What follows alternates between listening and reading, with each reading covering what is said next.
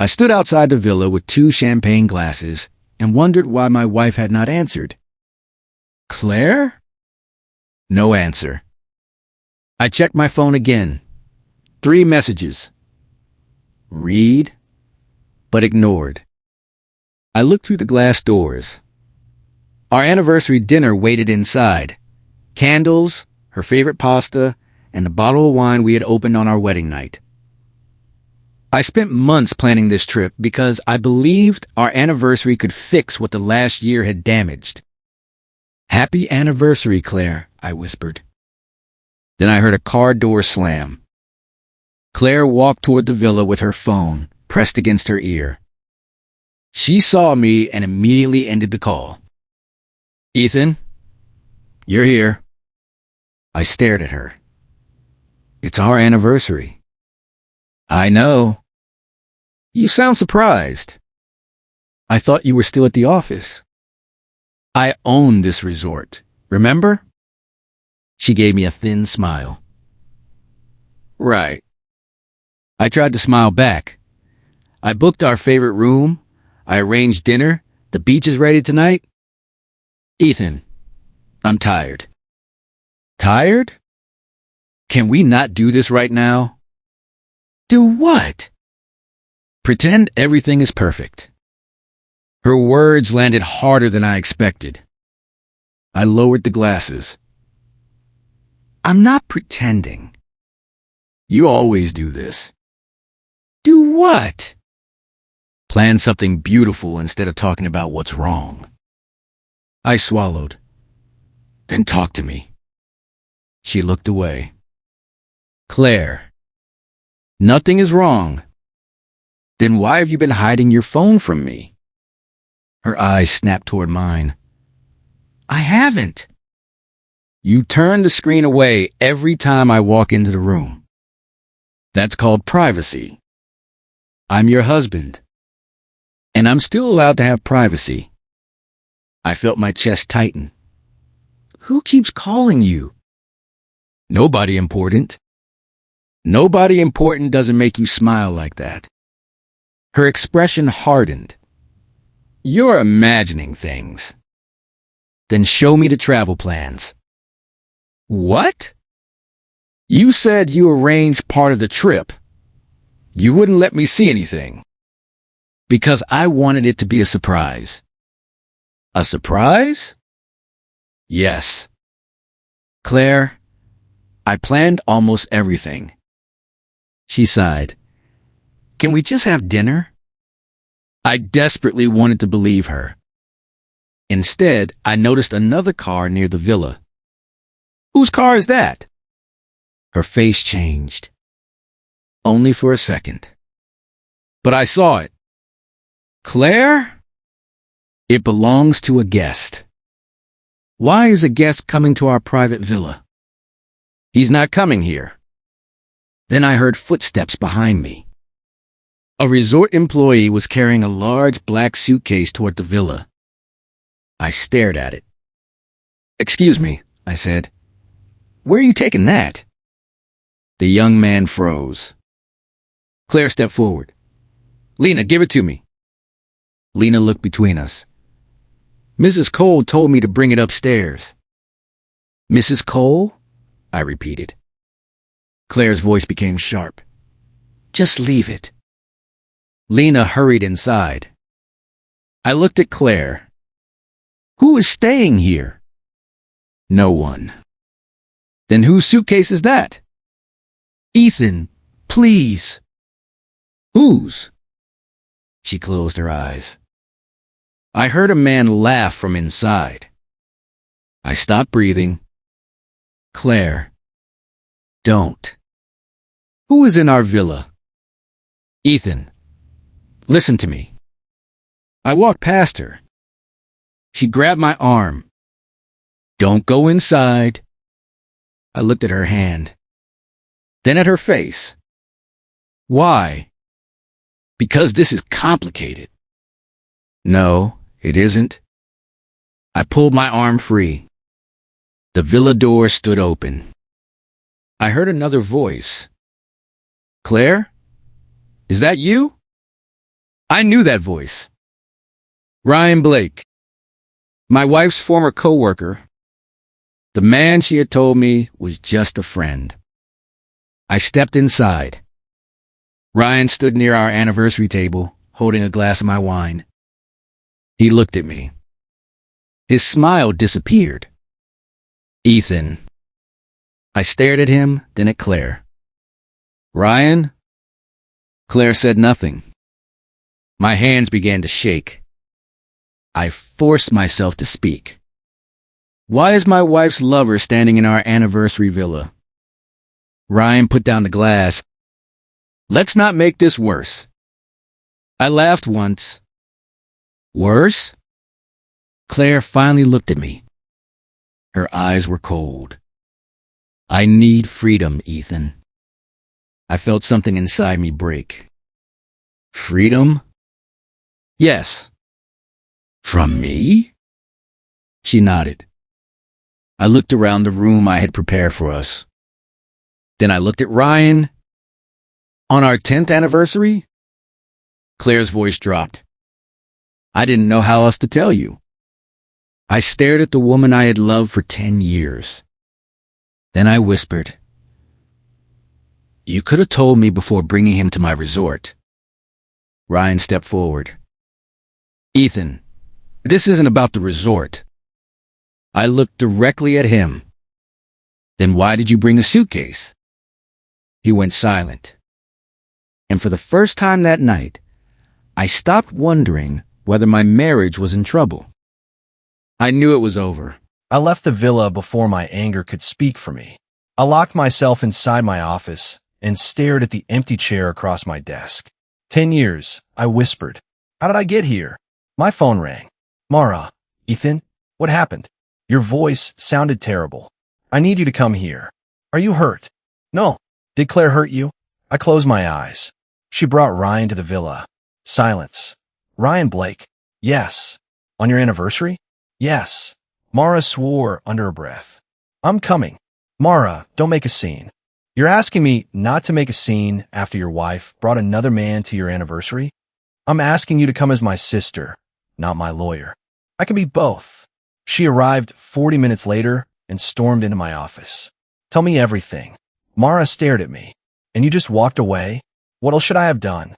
Thrown him into the ocean? Mara, I'm serious. I built this resort. I'm not going to destroy my reputation because my marriage is falling apart. She leaned against my desk. You built this place for her too. I know. No, Ethan. You gave up everything for this. I looked toward the window. I had other plans once. What plans? I wanted to travel. I wanted to open restaurants near the coast. And what happened? Il chose clair. Mara's voice softened. You chose your family. I chose what I thought my family needed. And now I'm not sure she ever wanted the life I was building. Mara sat down. You still love her. I swallowed. That's the worst part.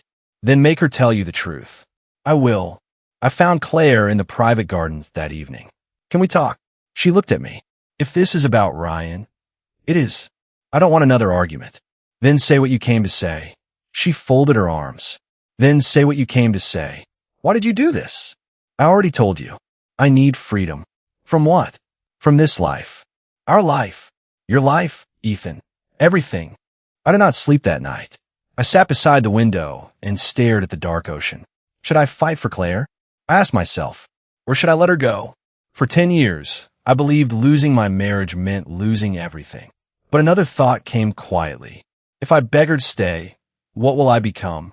I remembered her with Ryan. I remembered her calling our marriage a prison. Then I whispered, I cannot beg someone to love me. At sunrise, I walked into the dining room. Claire looked up. You're early. I wanted to talk. About last night? Yes. She prepared herself for an argument. I could see it. Instead, I sat down. You said you wanted freedom. Claire frowned. Yes. Then I'll give it to you. Her face changed. What? You heard me. She stared at me. I'm letting you go. I needed to mean every word.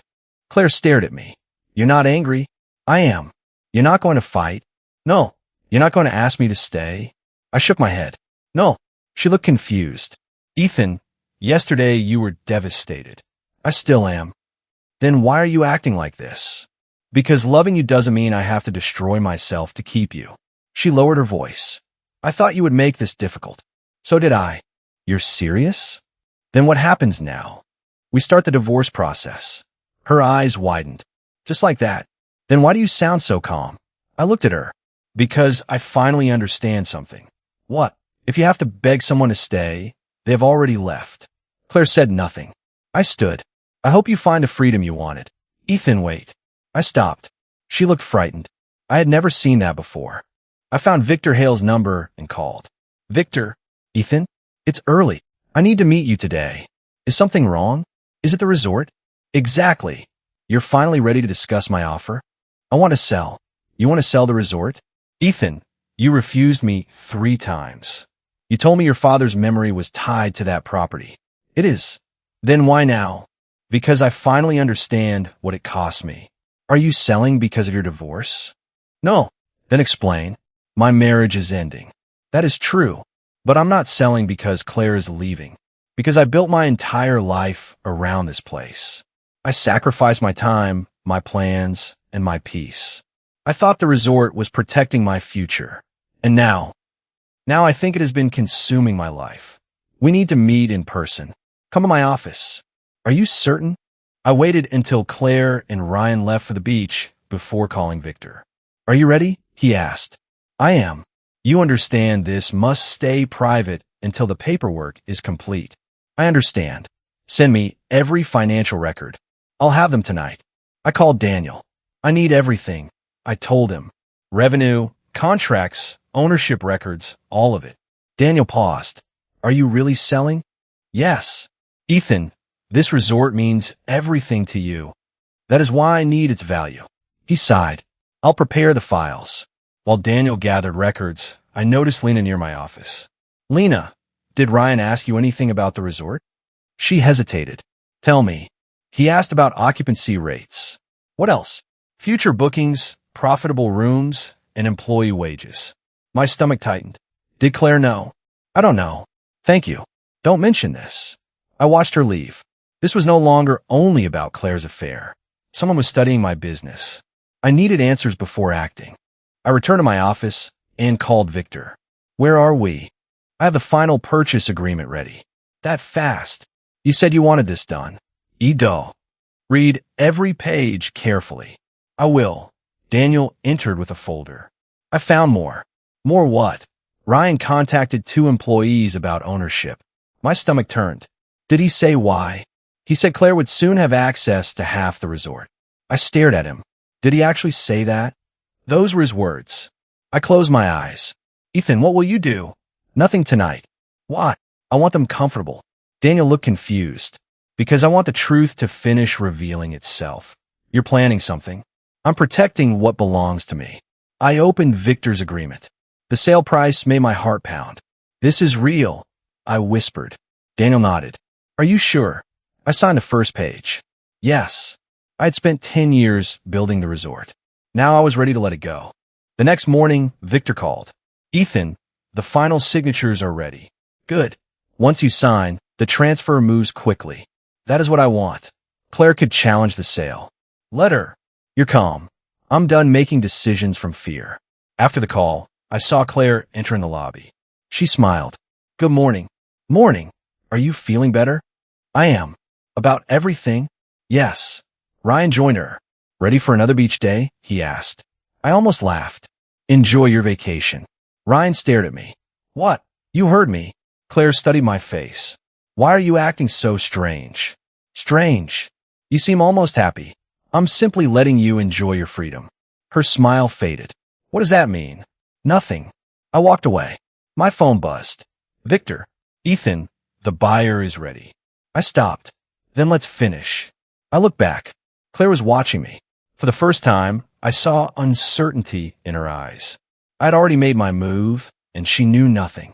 I drove 20 minutes away from the resort before stopping beside a quiet coffee shop. I no longer trusted anyone close to Claire, and I refused to risk meeting Nora where Ryan could see us. She arrived wearing sunglasses and sat across from me without ordering anything. Thank you for coming, I said. I almost didn't. What? Because Claire's my friend, and yet you called me. She looked down. Because what she's doing isn't right. I stayed silent. She was unhappy for months, Nora said. She kept saying you cared more about the resort than your marriage. I know that part. But Ryan changed everything. What do you mean? He didn't encourage counseling. What did he encourage? He convinced her to leave you after learning how valuable your resort really was. I felt my stomach tighten. You're certain? Nora nodded slowly. I wish I wasn't. Nora reached in her purse and placed her phone on the table. I brought proof, she said. What kind of proof? Screenshots. She unlocked the screen and slid it toward me. These are messages between Claire and Ryan. I stared at the first conversation. Ryan had written, "Don't rush the divorce. Make sure you get the best settlement possible." I kept scrolling. Another message appeared. "If Ethan keeps the resort, ask for everything else. He'll agree because he loves you." I looked at Nora. "How long have you known about this?" "A few weeks." "Why didn't you tell me sooner?" I kept hoping Claire would come to her senses. She never did. Nora lowered her eyes. "No." I continued reading. Ryan had planned everything. Every conversation pushed Claire toward the same goal. The affair was never just about love. It was about money. It was about my business. It was about everything I had spent 10 years building. I finally understood why Ryan had smiled every time he looked at me. I kept scrolling until one message made my hand shake. Ryan had asked, "What if Ethan refuses?" Claire answered, "He won't. He always breaks down when I cry. He'll give me anything I ask for." I read the sentence again. Then again. Something inside me quietly died. I handed the phone back to Nora. "I thought she loved me." "I think she did once," Nora said softly. "What changed?" "She stopped appreciating what you gave her," and Ryan filled her head with promises. I looked out the window. I could confront her right now. You could, but she would deny everything. She probably would. I stood slowly. "Thank you for telling me." "I am sorry, Ethan." "So am I." I walked back to my car without looking behind me. For the first time since my marriage began falling apart, I stopped wondering how to save it. Instead, I began wondering how to save myself. That question felt painful, but also felt honest. I drove back to the resort without calling Claire. Every mile gave me another reason to stay silent. Anger wanted answers, but patience promised something better. I walked into my office and locked the door behind me. Daniel knocked softly. "Everything okay?" "Imed Nora." "What did she say?" "She showed me messages." His expression changed. "Bad. Worse than I imagined." "Do you want to talk about it?" "Not yet." He nodded. "Take your time." After he left, I opened the bottom drawer of my old desk. Inside was a small wooden box my father had given me years ago. I had not touched it since his funeral. I lifted the lid and found a folded letter. His handwriting stopped me cold. "My son," the first line began. My hands trembled as I unfolded the page. I realized I needed his voice more today than ever before. So I started reading slowly, breathing through every painful word.